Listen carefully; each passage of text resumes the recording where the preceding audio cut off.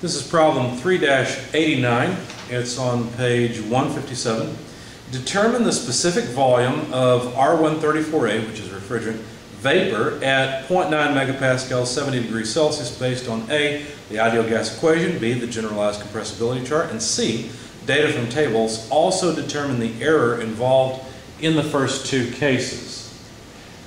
All right, so the chemical species of interest is R134A. The pressure is 0.9 megapascals, which is also 900 kilopascals. Temperature 70 degrees Celsius. And so for part A, we're supposed to determine the specific volume based on the ideal gas equation of state. Well, the ideal gas equation of state says PV equals RT, where I've written the V as a lowercase v with the arm on it, so it's a specific volume. Solving for the specific volume, we have RT over P, obviously, from the ideal gas law, simple rearrangement.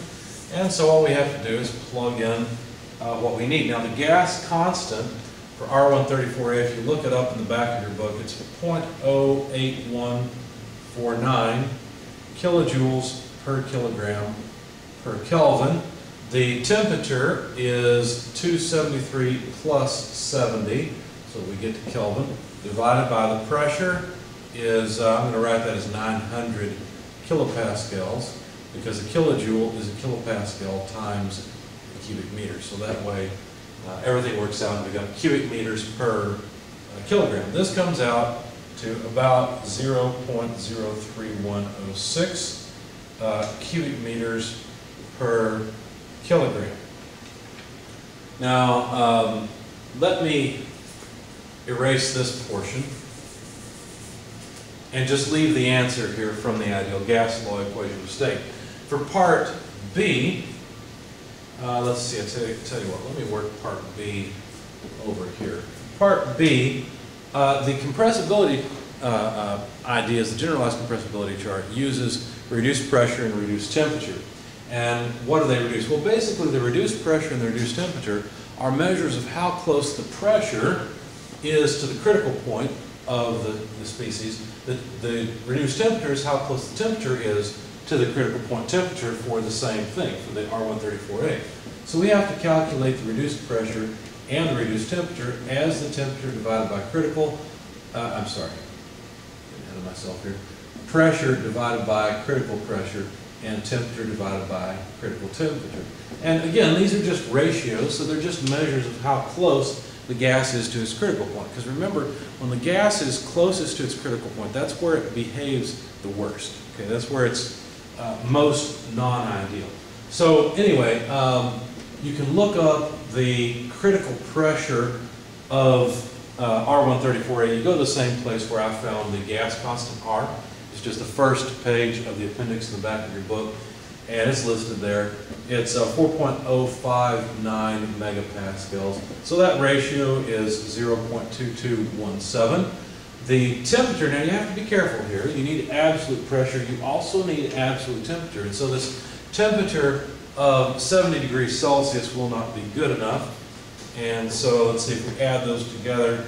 I didn't write it down, make sure I don't make a mistake on this video. I think this is right. Let's see, 70 plus 273, yeah, that should be right. So 343 Kelvin. Anyway,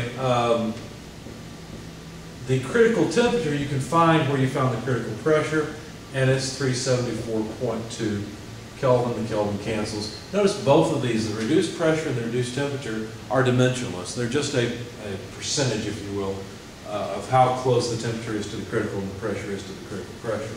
Not really a percentage, but it's just a measure. So 0.9166 is the non-dimensional reduced temperature. 0.2217 is the non-dimensional reduced pressure. From that, you can look up the compressibility factor. Now, on this part, I'm going to slow down just a little bit and give you some reference page numbers, because you should definitely go to the back of your book and find the generalized compressibility chart. It's on page 932, and I'm going to do something I don't normally because I want to make sure this is as clear as possible. It can be difficult to locate a particular point on the table, so I'm going to hold the table up to the camera and point this out. So the reduced pressure is on the x-axis, it's 0.22, and the particular curve of interest is 0.92 or so. So if we look at the charts, hopefully there's enough light where you can see this. There's an upper and a lower chart. The lower chart is the whole thing. The upper chart is just zoomed in from 0 to 1 on the lower chart's axis, on the reduced pressure axis. In our case, our reduced pressure is 0.2, so it's far less than 1. So I would choose to use the upper chart rather than the lower chart. It'll be more accurate. I can read it off better. 0.22, if you see here on the x-axis, the reduced pressure axis, you see 0.2 there, so we need to go from 0.2 to 0.22. Each small division in this chart is 0.01. So what we need to do is move over 2 divisions, 2 minor divisions, and just a little bit to the right of it. And then we need the reduced temperature of, let's see if I can point to it on there we go, of 0.9166. Now that's going to be the curve that we're on. Now lines of reduced temperature run this way, whereas lines of reduced or pseudo-reduced volume run this way. They're the dashed lines. We want the solid lines, and we're looking for 0.92 or so. Well, here's 0.9. I don't know if you can see it. Here's 0.9, and there's 0.95 over here. So we're about halfway between the two, maybe a little closer to the 0.9 line. So now I have to intersect it, and you should try this as well. So 0.22 essentially on the x-axis, and go between the line for 0.9 and 0.95. When you do that, then you can find a particular point and read off the z-axis, the compressibility factor. That's just the factor that corrects the ideal gas law. Now I've already done this, and when I did it, my best estimate is that the compressibility factor is about 0.89. If you read off 0.9 or 0.88, would that be wrong? No, that would be just fine. This is just reading off of a figure, and so it's inherently going to be somewhat inaccurate. And so now the specific volume will simply be Z, and it corrects the ideal gas law. It's defined as, Z is defined as PV over RT. And so, tell you what, let's just do that and rearrange it. That'll make more sense to you. So Z equals PV over RT, and this is the lowercase specific volume. And so the rearranging this, the specific volume is, let's see, Z RT over P. So the compressibility factor just corrects the ideal gas law. Now, notice something interesting here. RT over P is based on the temperature and pressure, but guess what? We've already computed that. So basically what we're doing is we're using the compressibility factor to correct the ideal specific volume. So all we really need to do is take 89% of that specific volume, and that will give us the generalized compressibility result. So there's the result for part B. Now the next part of the question is, what's the error in these? And the best way to do that is to figure out the percent error based on an actual value. Now the closest thing we have to an actual value for the R134A are the tables in the back of the book. So you should open your book to the metric appendix and look for R134A tables. Now, if you look, we'll need to go to the superheated tables, because of course if we don't, then none of this is any good anyhow.